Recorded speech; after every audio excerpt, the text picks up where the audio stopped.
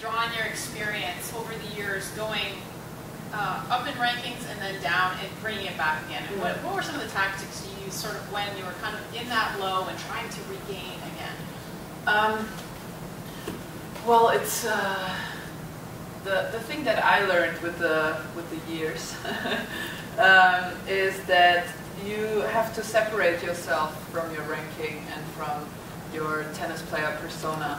You sort of have to, if you get into the spiral that you define yourself over your results and over your ranking, you're in real trouble, and it gets really tough to get out of there. But once you're able to build your self-worth with other stuff and with your principles or with the hard work you put in every day, I think it's easier to get back to where you were before and just, sort of take the lows with a head high and then really enjoy the highs. Do you remember any instances where you felt you were very low? Like what it sort of feels like? Does it affect your sleep, your eating? How does it affect you as a person? Well, I just felt very low on self-confidence when I was after my injuries, and I was playing again, but I wasn't playing on the level that I was used to, and I was expecting much more of myself, and I just felt like my confidence was going down in all areas of my life, and it took me, and then I was getting into the spiral of thinking, why did this happen to me? Why me? Why not anybody else?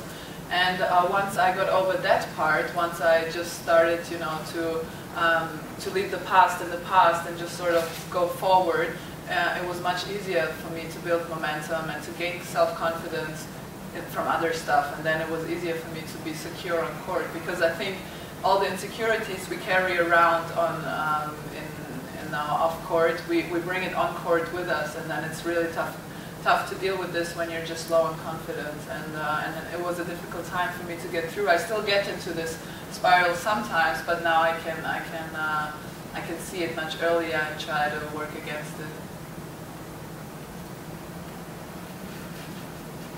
Andrea, so you had 3 straight 3-set matches, both 2 in Stanford, 1 here, and then now you finally got 1 in straight. So talk about your progression over the course of the last couple of weeks, and then where do you think, do you come out of this one positive? Yeah, well, it was really difficult today with the wind. It was absolutely ghastly. And I just learned this word. Yeah, I wanted to slip it in somewhere, so yeah, 5 points for me.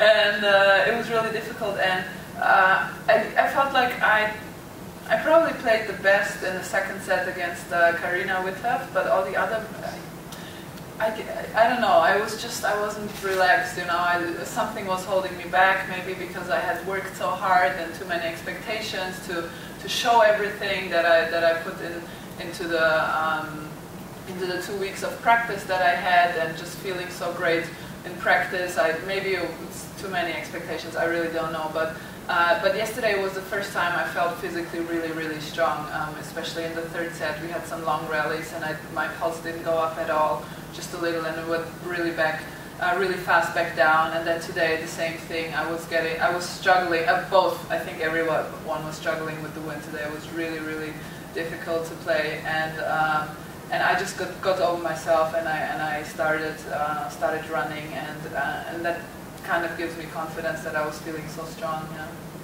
Can you set aside, I know you've in the past been incredibly complimentary about Serena and things like that. As you step on the court against her tomorrow, can you set all that aside? Or I think in the beginning it's always, I've played her, I think, 3 or 4 times before, so I know that experience, and I feel like in the beginning you feel her presence because she has this charisma, and she has that just that titles behind her back, and you can sort of feel her presence, and obviously the people are looking at her differently. It's just a different energy on a court, and but after a few points, after a few games, it normally goes away, and I'm a type of player that sort of focuses just on myself. I don't even look on the other side, and I just try to play it point by point, and that's what I'm going to try to do tomorrow. But definitely you can sense, just not only by her but by everything, that something else is going on. So I'm just really excited to get that challenge before the Open. I think it's really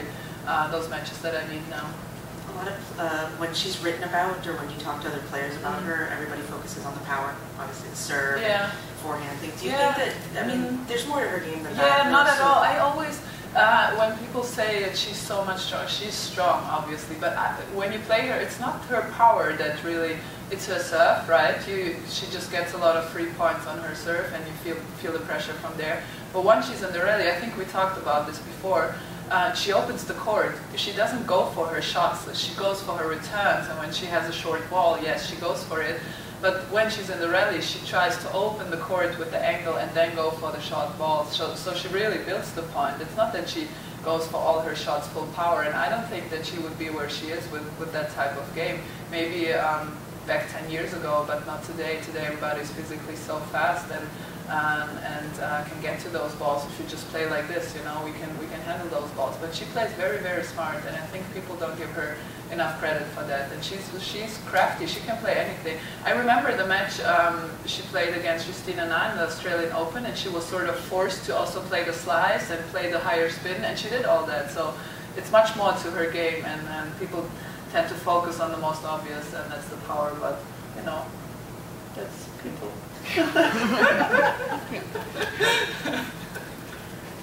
Given the wind condition here and in New York, it would be much worse actually. Oh yeah? Yeah. When you play Serena tomorrow, would you try to change a little bit with your hits? Would it be flatter or more top spin to put the ball in play? Well, no. I will just try to play my game. Obviously, you adjust to each and every player. You have your tactics. You know their strengths. You know their weaknesses. Some have more weaknesses. Serena has less weaknesses, but you know, I will try. I think that's the most important thing that I've also maybe learned with experience. Once you play the top players, you have to try to play your game, because a lot of players try to overplay it because they are playing Serena, or they are playing Maria or Vika or all those top girls, and that's when they get the easy wins. When the other players try to overplay it, you just have to sort of stick with your game, play really well. Obviously, you're not going to get away with playing badly, but that's what you're going to try to do. Stick with your game, and then try to